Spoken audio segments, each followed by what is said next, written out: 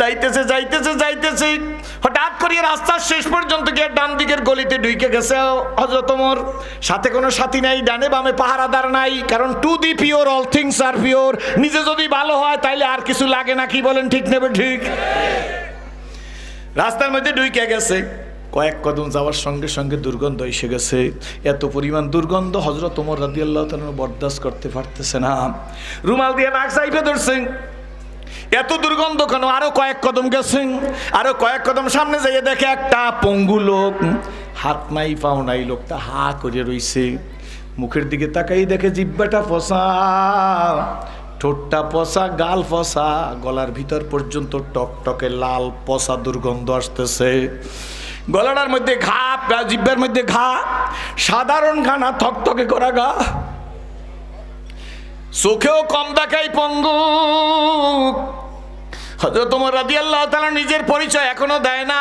পঙ্গুর কাছে গিয়ে বলে, রে পঙ্গু, রে বিকলাঙ্গ, পেটে কি ক্ষুধা লাগে না?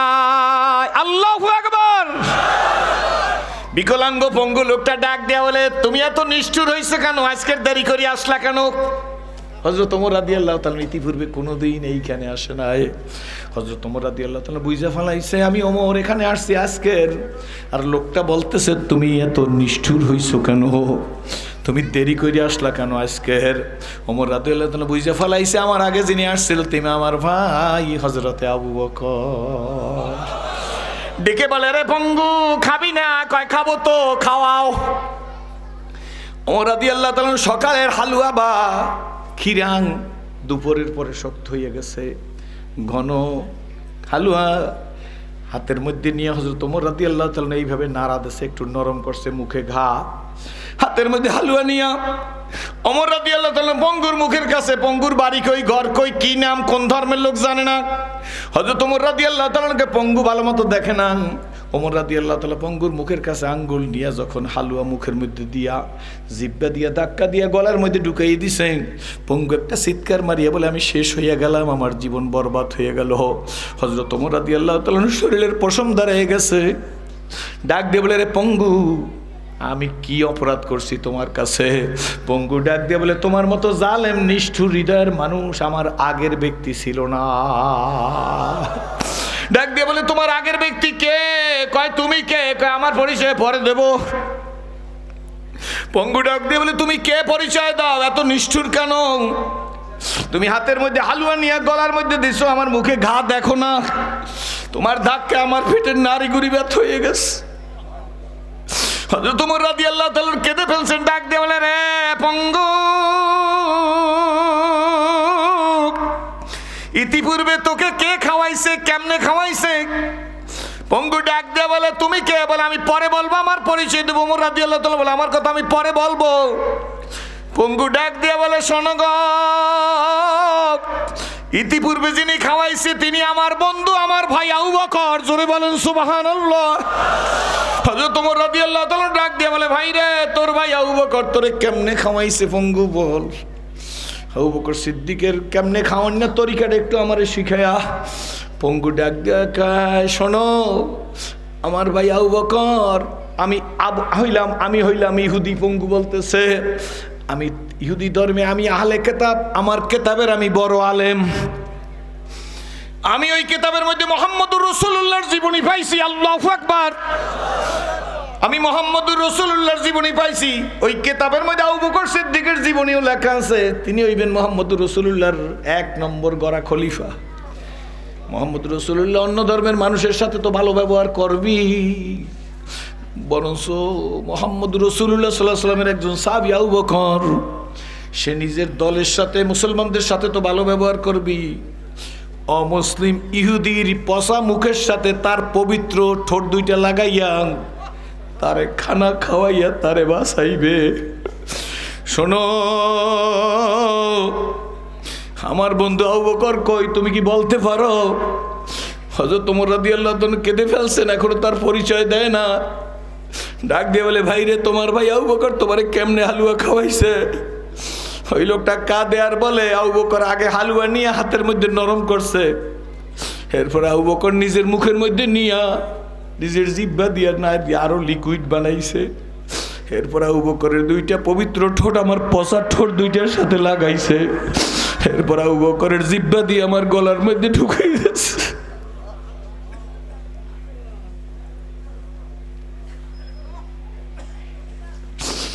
হযরত ওমর রাদিয়াল্লাহু তাআলা চিৎকার দিয়া বলে, রে পঙ্গু,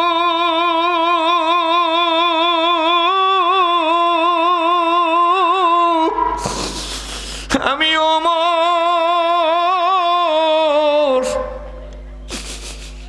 আমি আবু বকরের মর্যাদায় কেমনে পুষবো? আমি তো আবু বকর না রে পঙ্গু।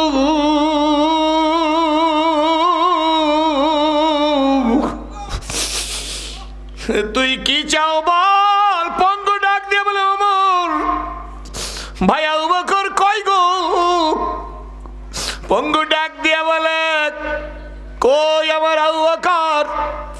হযরত ওমর রাদিয়াল্লাহু তাআলা বলেন, আবু বকর আর কোনোদিন পঙ্গু তোমার কাছে আসবে না, তিনি দুনিয়ার থেকে বিদায় হয়ে গেছে। পঙ্গু একটা চিৎকার মাইরা ডাক দিয়ে বলে, ওমর তোমার জীবনী আমি আমাদের ধর্মগ্রন্থের মধ্যে পাইছি। তোমার সম্পর্কে বিশ্বনবী বলছে তুমি উম্মতের মাথার উপর রহমতের ছাতি। আল্লাহু আকবার। আমার মনের মধ্যে বড় আশা ছিল গো, আমি আবু বকর সিদ্দিকের হাতে ইসলাম কবুল করিয়া মুসলমান হইয়া যাব। আজ হই না কাল হই করতে করতে আমার ইসলাম তো কবুল করা হইল না। ওমর রাদিয়াল্লাহু তাআলা ডাক দিয়ে বলে, পঙ্গু কথাবার্তা পরে হবে, আগে তোমারে আমার ভাই আবু বকরের তরিকায় একটু খিরা খাওয়াই। এই কথা বলি ওমর রাদিয়াল্লাহু তাআলা হাতের মধ্যে নিয়ে খিরা নরম করে মুখের মধ্যে দিছে। হযরত ওমর রাদিয়াল্লাহু তাআলা জিহ্বা দিয়ে খিরা নাড়তেছে, লিকুইড বানাইতেছে। এই সময় পঙ্গু চিৎকার মারিয়া বলে, ওমর এই হালুয়া খাইতে যাই এই তো আমি আবু বকরকে হারাইয়ে ফেলছি। তুমি মুখের খিরা নামাও, আমি এখন খিরা খাবো না, আগে আমাকে কলেমা পড়াইয়া মুসলমান বানাইয়ে দাও, আগে আমাকে ইসলামের সুশীতল ছায়ার মধ্যে আশ্রয় গ্রহণ করাও, তারপর আমি খিরা খাবো। হে ভোলার যুবকেরা, বন্ধুরা,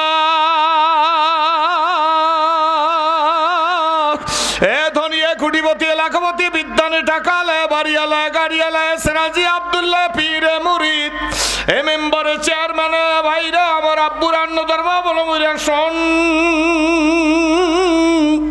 আমি ছিলাম জাহান্নামের আসামি। আমি যদি দুনিয়া ইসলাম না কবুল করিয়া মারা যাইতাম, দুনিয়ায় দাউ দাউ করে আগুন জ্বলতো, তার মধ্যে আমার জ্বালাই দিত। কিন্তু আমার মালিক, বলো বলো বলো, আমার মালিক, ডাক দে আমার মালিক, আমি সিরাজির গলায় কোরআনের রশি লাগাই আজকের এই স্টেজের মধ্যে বসাই দিছে। আব্বু সময় থাকিতে করো উন্নতি কামনা,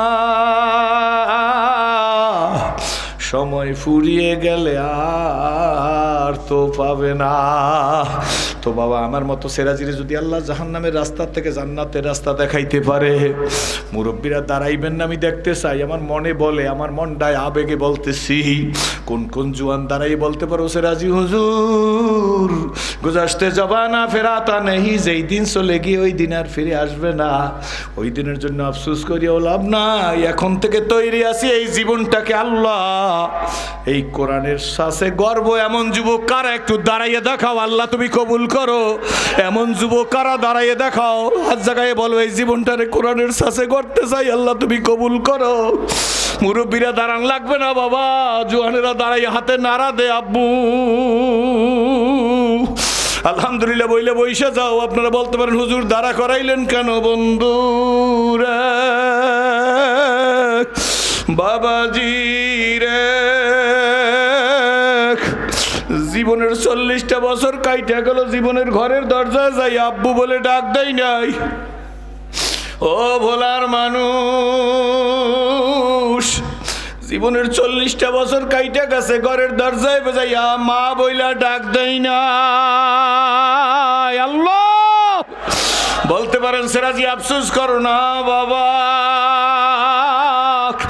আফসোসও করি না গো, বরঞ্চ শুকরিয়া আদায় করিও মালিক,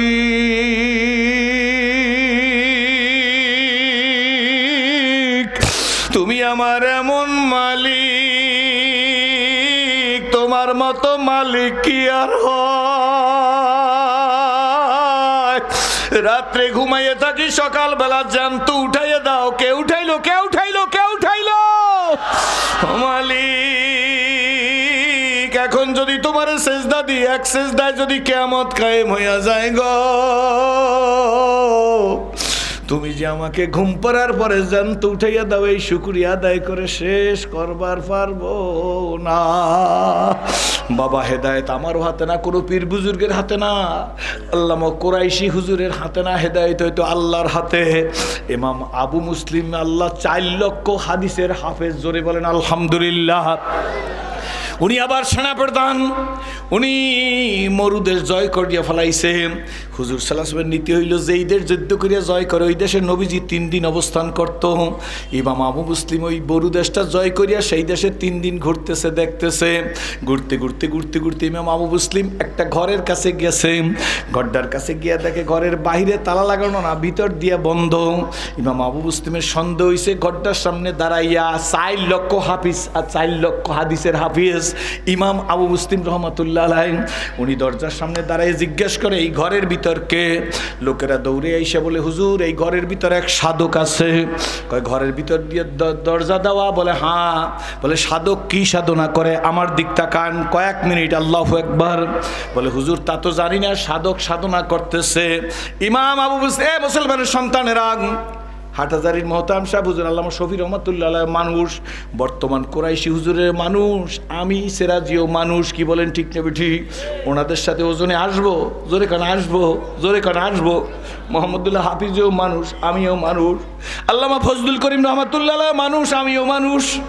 বাটা মারার মরহুম হুজুরেও মানুষ, আমিও মানুষ। হযরত মাওলানা ইলিয়াস সাহেব রহমাতুল্লাহ আলাইহি মানুষ, আমিও মানুষ। সমানে আসবো, জোরে বলেন। এই মুসলিম কেমন মানুষ? সব যুবক, তোদের দেখেই ইসলাম কবুল করেছি। ইমাম আবু মুসলিম যাই ওই সাধকের ঘরের সামনে শুধু সিটকানিটা ধরছে, ঘরের দরজায় যেটায় তালা লাগায়, এইটা যখন ইমাম আবু মুসলিম হাত দিয়েছে সঙ্গে সঙ্গে ঘরটা কাঁপা শুরু হয়ে গেছে। আল্লাহু আকবার। ভিতর থেকে সাধক দরজা খুলে দিছে, দরজা খুললে দরজায় দাঁড়াইছে ইমাম আবু মুসলিম, তার দরজায় সেনাপ্রধান। ডাক দিয়ে বলে তুমি সাধক? বলে জি হুজুর। কয় কি সাধনা করো? ডাক দিয়ে বলে সাধনা করি হুজুর, সেটা আপনার কাছে বলা যাবে না। তখন ইমাম আবু মুসলিম বলে সাধনা করিয়া তুমি কি অর্জন করছো?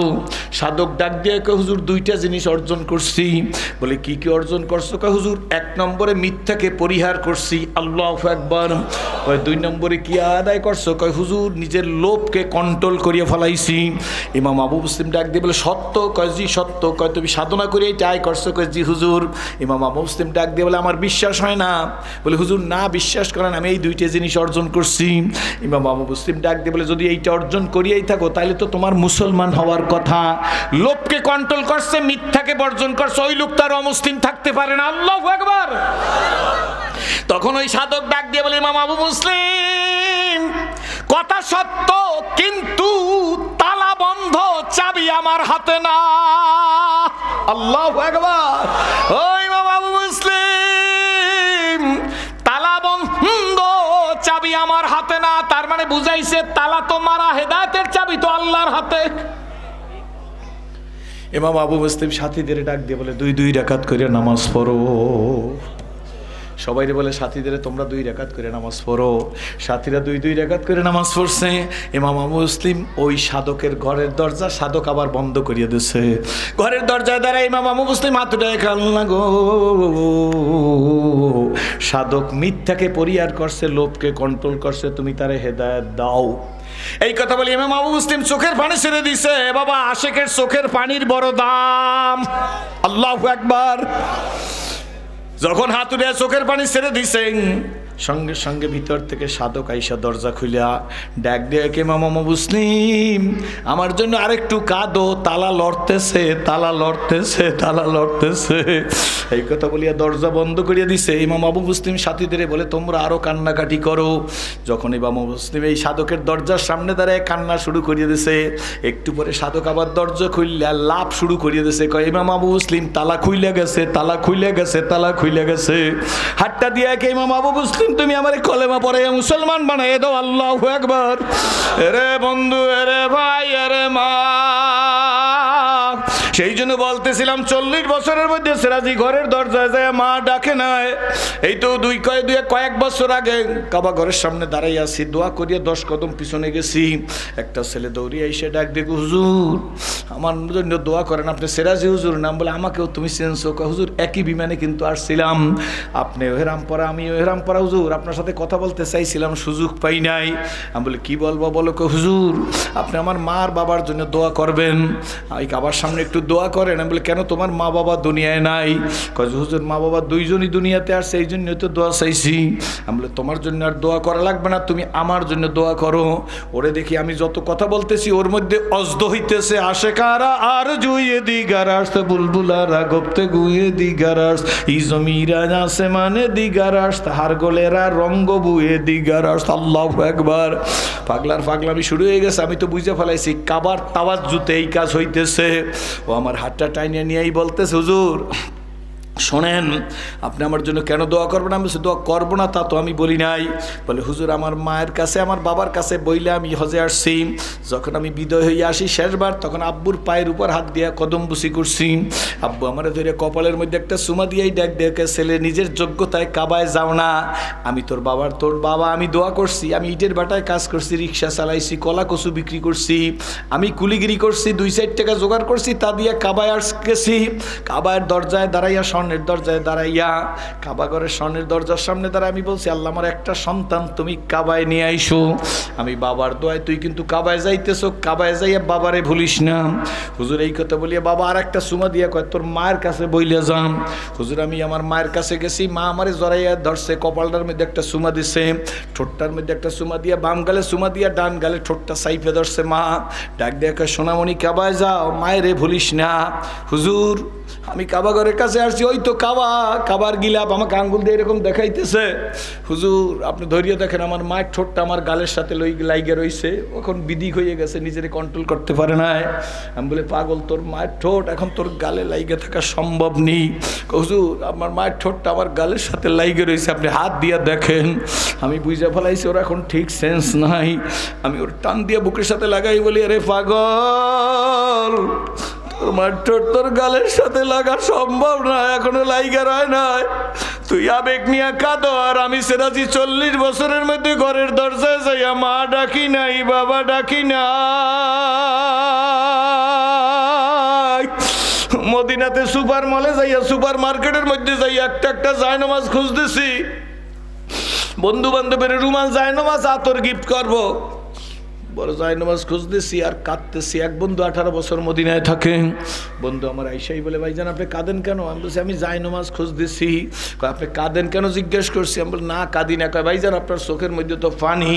আমি বলে বন্ধু কাঁদি কেন জানো নি? কত বন্ধু বান্ধবের জন্য জায়নামাজ কিনলাম, রুমাল কিনছি, পাগড়ির কাপড় কিনছি, আতর কিনছি, কিন্তু আমি তো আর একেবারে গরিব না। আজকের যদি আমার মা মুসলমানিয়ে বাইসে থাকতো, আমি মদিনার একটা দামি জায়নামাজ এখান থেকে নিতাম, জায়নামাজটা নিয়ে আমার মায়ের পায়ের নিচে বিছিয়ে দিতাম, আর আমার মাকে বলতাম, মা তোমার আলেম ছেলে বক্তা ছেলে তোমার পায়ের নিচে জায়নামাজ বিছিয়ে দিছে, মা গো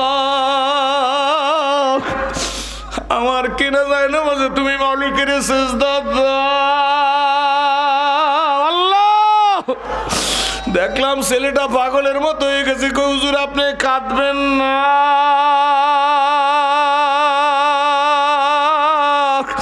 বন্ধুরা আমি সেই সিরাজি তোমাগরে দেইখা ইসলাম কবুল করেছি, বেশি কথা বলতে চাই না। আল্লাহর পাগল তোমাদের জন্যই দোয়া করি, আজও করবো। আল্লাহ বাংলার সিংহপুরুষ, বাংলার বড় মুরব্বী মাদ্রাসার মাঠে আসছে। আল্লাহ গো সিরাজি নিজের বাবার জন্য দোয়া করতে পারে না, তোমাদের একজনের জন্য বাবা মনে করিয়া দোয়া করব। এমন একজন সিংহ পুরুষকে মাঠের মধ্যে দাঁড়াই বলবে, হুজুর এই মাদ্রাসা লক্ষ লক্ষ টাকা দে না, তুমি আমারে বাবা মনে করিয়া দোয়া করবে, এই আশা নিয়াম আমি 50,000 টাকা এই মাদ্রাসায় দান করবো, এমন একজন সিংহ পুরুষ আমি দেখতে চাই। আল্লাহ তুমি কবুল করো।